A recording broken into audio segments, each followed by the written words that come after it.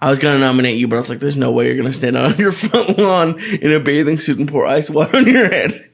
You never know. You never know. If it's for a good cause, and maybe I'll write a check, $50, $100. You never know. Yeah, That's what it's all about. It's scary. I mean, my grandmother didn't have ALS, but she had Alzheimer's, which is basically the same, and that's genetics. And now I'm worried about my mom. And Seth Rogen had that thing a few months ago where he went in front of someone in Congress and was talking about it, and it's just that's really that's one of the ones where this kid was healthy. I'm trying to get healthier now. And there's just some stuff, no matter how healthy you get, you have a bad roll of genetic cards or something. But we have a call coming in. What's up, Danny B? Oh, you tell me, brother man. How's everything? Good. No, last night I'm sitting there minding my own fucking business, going through the channels, and I'm watching Carolina play somebody last night, and I'm sitting there going, it's amazing that it's fucking football season again.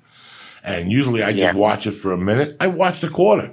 In fact, I call Lee and I go, Lee, I'm sitting here watching football. And he goes, I can't. I go, yeah, I'm scratching a fucking itch. You get sick and tired of not having football on. And listen, man, I always started as a football fan, but as life gets real, you got to cut the fantasy shit out. So I cut away from football. I can't sit there anymore, Danny, and watch 3 games like we used to 30 years ago on a Sunday. I wish I could. Well, you know what? Because you got responsibility now. Back in the day, we had none, and I get it. For me, it comes natural because it's part of what I do. But for the average guy, unless they're betting the game, those guys can't help themselves. But yeah, I get it. It's tough to sit down as you get older watching a football or a baseball game in its entirety. I'm a peeker. I peek, man. I don't even like to see the shit, Cokes. I got money on a game. I peek at it. I come back 10 minutes later. I peek because I'll tell you why.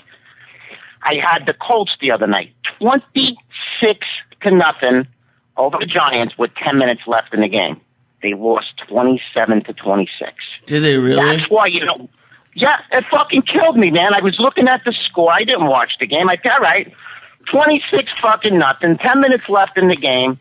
I wake up the next day. I saw the final score. I almost puked my breakfast up.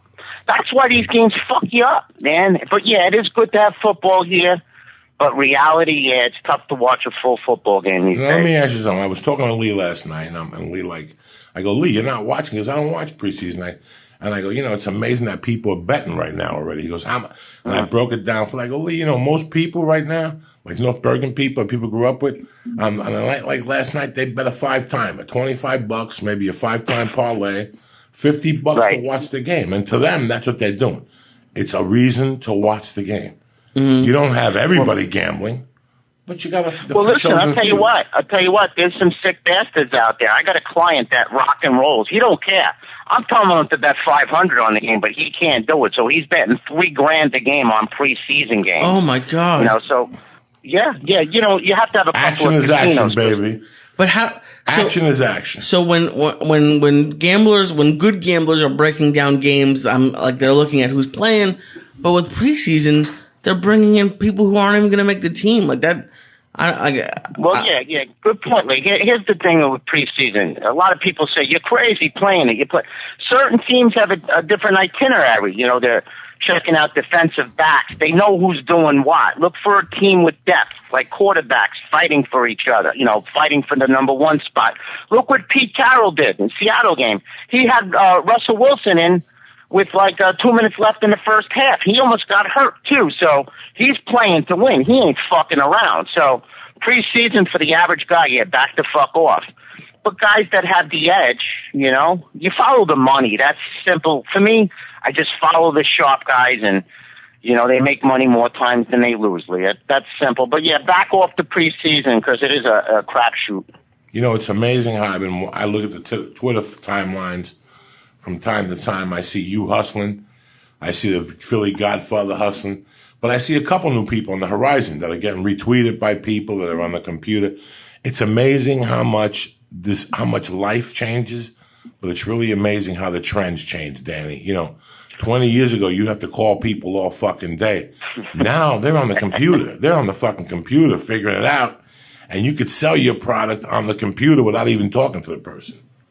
Well, the problem is you can do that, but a lot of guys ain't qualified to sell a product. So anybody with a website and a Twitter account's making money, and because, most guys are okay at it, but push comes to shove. This ain't easy. When you're betting your own money, and how many of those guys are actually betting their own money? That's the thing. Are they really betting, or are they selling picks because, they got nothing to lose, So, they come a dime a dozen these days. I'm scratching my head. I'm scratching my head. Every time I turn around, but there's some legitimate guys out there. I get them on podcast, a couple of real sharp players out there, but they're far and few between, brother. What else did I want to say? Yeah, I hear you were in Kentucky or Tennessee not too long ago. I was in Kentucky this last weekend, man. How did that go for you? Kentucky's listen, man. I practice what I preach. I'm not going to come on this fucking podcast and tell you motherfuckers that I love Smallville, USA. I love visiting Smallville, USA. I do it more than most of the people I know. I love that small mentality. I love going to see people in their most primitive effect, Anybody can go to Chicago, anybody can go to New York, go do comedy in Paducah, at a coffee shop, with 60 people who drove from Louisville, Kentucky to see you. 4 hours. People who drove from Cincinnati. You. It was a great feeling, man. And I like being in the heartlands of places. Anybody could go to North Bergen, go to the middle of New Jersey, go to the middle of New Jersey, where there's fucking mountain lions and shit, and you have a conversation with them. I remember when the shore was different. Remember when the shore was just, I always felt bad for the shore people because for 4 months a year, they got tormented. They got tormented by assholes like me and fucking Darren Rago and fucking, for 4 months. Yeah. And I remember when Frankie Edgar first came on the scene in the UFC and he started beating people. One of the first bets I ever made in the UFC with my wife was UFC 100 was Frankie Edgar when he beat Sean Shirk, and nobody could believe it. And I remember telling Joe Rogan on the way back, I go, I grew up down there. Those kids were forced to be tough. Those little shore motherfuckers, those little dirty dogs, as I used to call them, those dudes would fight you to the death down there. Yeah, they were tough.